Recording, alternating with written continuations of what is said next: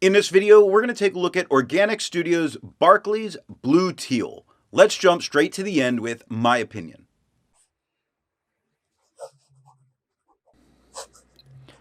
A definite teal tone here.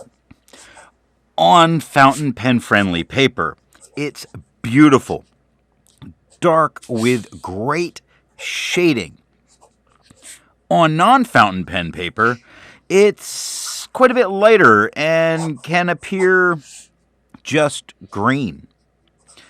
The teal turquoise family isn't a set of colors that call to me in general, but I do like how this looks on certain paper.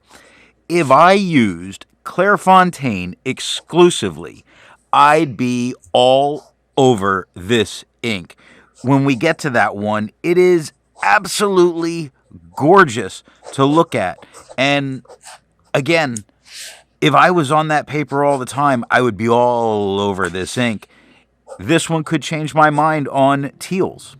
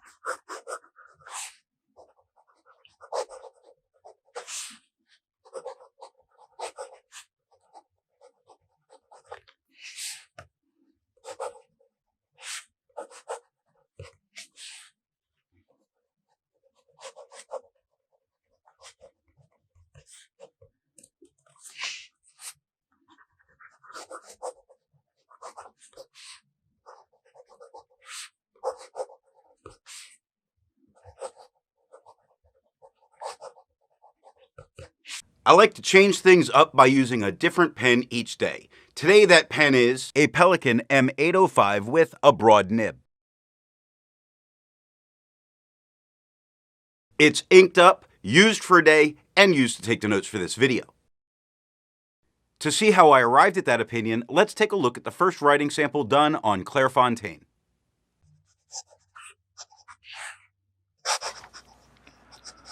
Looking at the standard AmPad nib, what a beautiful tone. It gives no feather, it gives no spread, it gives shading like a beast. This shades the way I know great greens shade, and yes, teal is towards that green family, and it really takes advantages of its natural attributes here. When it shades super dark and is gorgeous.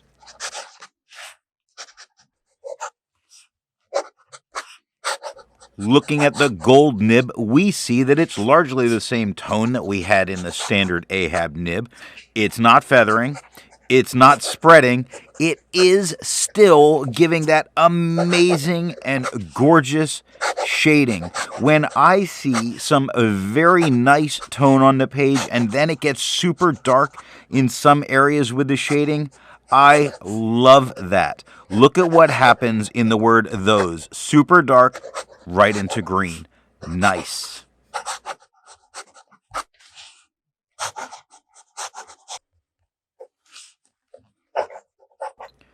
Looking at the Fude nib, not my horrible writing that tends to come with it. I like using this nib to draw, just using it to do these now. It doesn't feather, it doesn't spread, it shades amazingly. It looks... I'm so glad this wound up in this pen to be able to see this.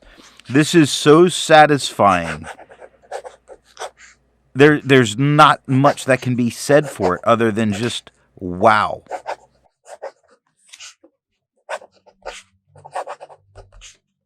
Looking at the back of the page, we see well behaved with no bleeding, no ghosting.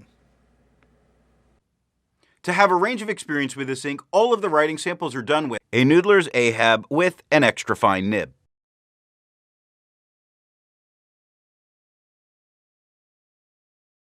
A Noodler's Ahab with a medium nib.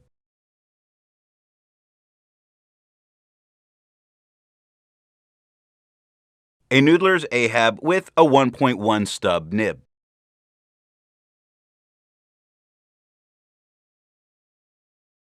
The next writing sample is done in a FieldNotes Steno notebook. Looking at the standard Ahab nib, it is quite a bit lighter than we had with the Clairfontaine, or more specifically, it's a little lighter than the lighter tones that we had on it, and very consistently. Now, we are not getting any feathering, we're not getting any spread. I'm going to take the feathering back. On the third line, I'm seeing it in of finding, those first two words. It's there, it's tiny. It escaped me initially. There's no shading going on whatsoever. It's just a solid teal.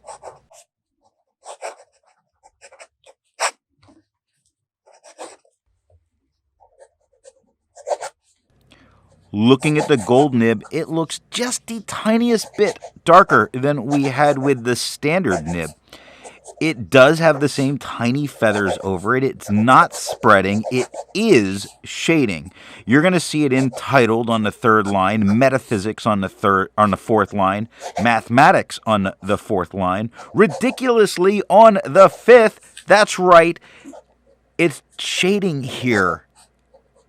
My God.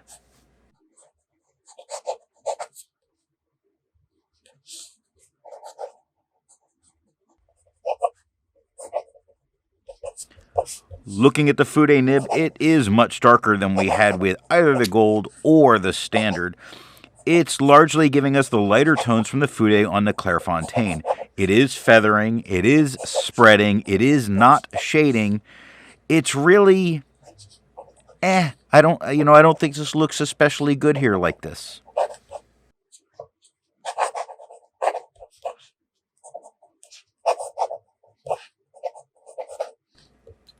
Looking at the back of the page, we see that this ink got very deep into the paper, but none of it came through and touched the page underneath. But with this amount of ghosting, there's no writing back here. I agree with Vita. There's a lot to learn by doing multiple chromatographies.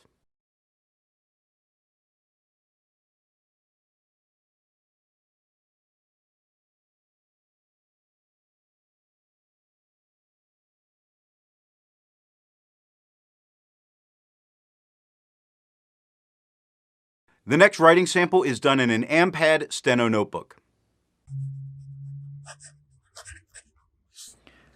Looking at the standard Ahab nib, the first noticeable thing is how the tone of this paper really did shift this teal a bit more towards just being green.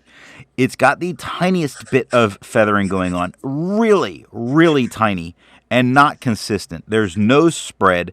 There's a couple times where it does shade some. You see it on the A of Gauss. You see it on the last S of Gauss's, both on the first line. So it is there. It is possible.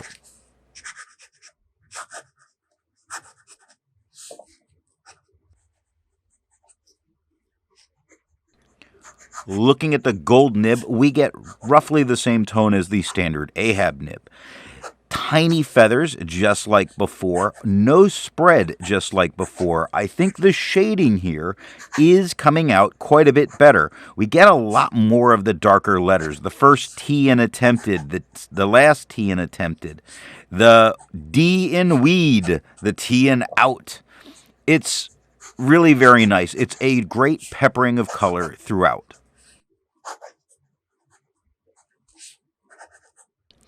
Looking at the Fude nib, this is the darkest tone on the page by far. Very dark.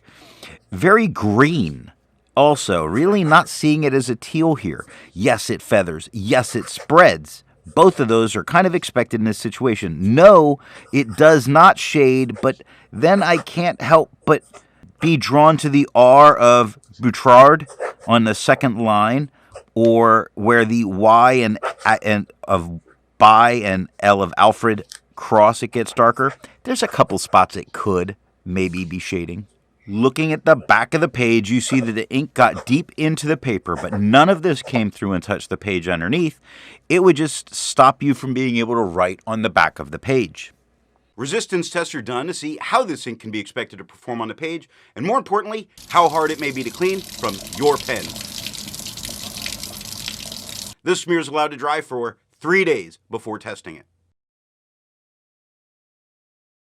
And here we see the results of the resistance test.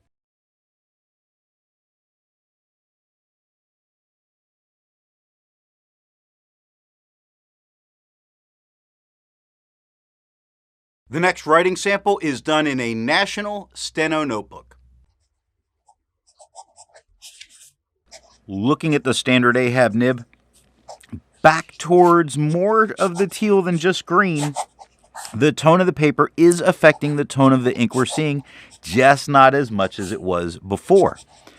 It's not feathering. It's not spreading. There are some spots of shading that are coming up. You see it on the H of Mathematica. You see it on the T of object, the S of was. Third line on A, darker than what's around it, and system goes lighter to darker.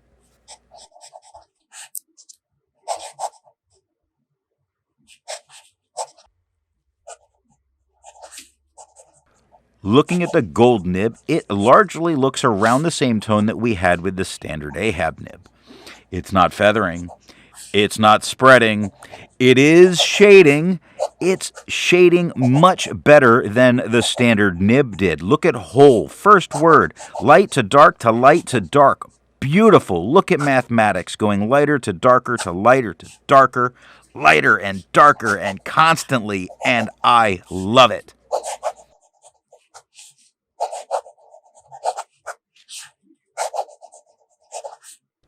Looking at the Fude nib, darkest tone on the page as we would expect, and it's fair, you know. It's not feathering. It's not spreading, although my angle was changing up quite a bit more here. I think it's actually performing fairly well. It's still kind of holding on to that teal, but could be confused as just green in this case. I think the thicker lines are not in its benefit. It is shading incredibly well. Looking at the back of the page, nothing bled through and touched the page underneath, but we do have quite a bit of ghosting. I don't think you would want to write on the back of the Fude, but on either the gold or standard, I think you could. With over 1,000 inks reviewed, let's take a look at some color comparables. Here is Caran d'Ache Hypnotic Turquoise. Here is Diamine Tropical Glow. Here is Noodler's Dostoevsky. Here is Private Reserve Daphne Blue. The next writing sample is done in an Office Depot Steno notebook. Looking at the standard nib, we get no feather, we get no spread, we get welcome back teal, not kind of different kind of green, definitely a teal tone without a problem. And I was still expecting the tone of this paper to affect it, but it wasn't. No spread, no feather, little bits of shading throughout. I think it's looking fairly good here. This paper has been an absolute shocker to me. I've been expecting garbage.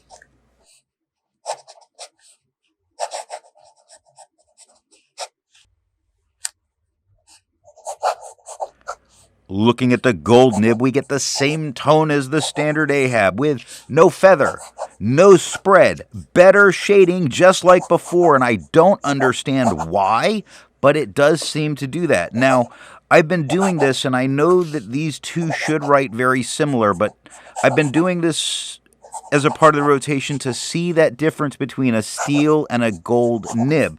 So I hope as this gets built up, people can see and maybe we can get that answered a little bit.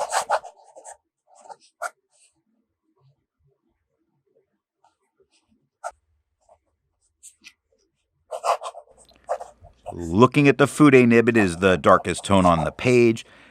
Similar to what we had with the Clairfontaine, not the same. We're getting no feather, we're getting no spread, we're getting good shading. This paper, this ink, doing very well. If this paper came as a pure white, I think it could compete with Clairfontaine, which is very funny to say, but I think it could if it was a pure white. Looking at the back of the page, we had no bleed through coming through the page underneath because look, barely any ghosting. You can easily write back here. While it's nice to find other inks in the same color family, I'd prefer to find an ink that complements its color on the page.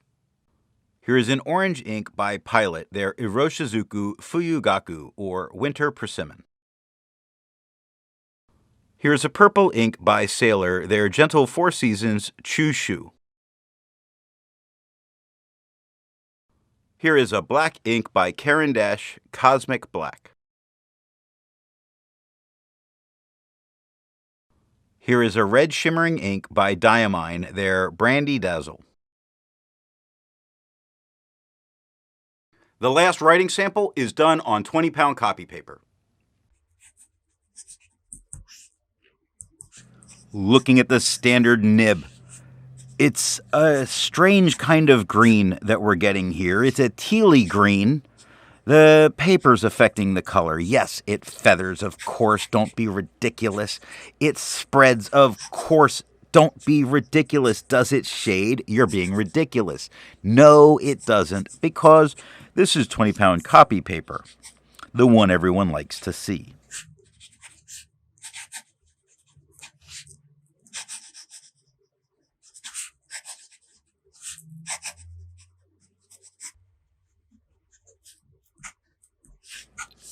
Looking at the gold nib, it is a tiny bit darker than we got with the standard Ahab nib. It does feather, of course. It does spread, of course it does. It doesn't shade, of course it doesn't. But as long as it doesn't bleed through, this is going to be a winner.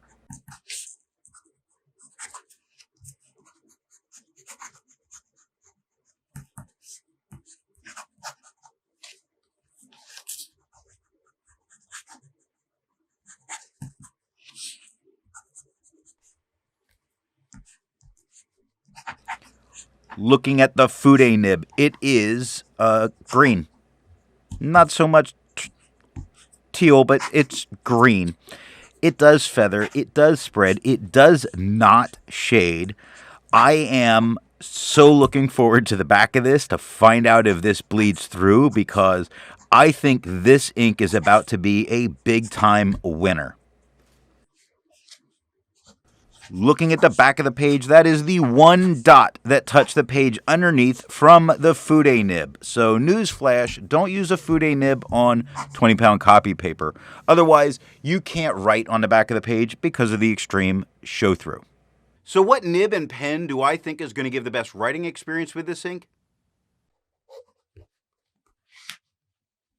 Wetter is better. And a fine nib for this color is just perfect. A really wet fine. This is going to look so good, especially on your fountain pen friendly papers. It is absolutely amazing. Now, with that being said, that's my choice of what I think's really going to do it.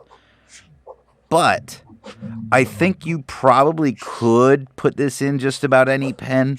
I just don't think you're going to get all of the best effects. The wet fine nib, for me, has quite possibly sold a bottle of a Teal ink to me, and it'll be my first.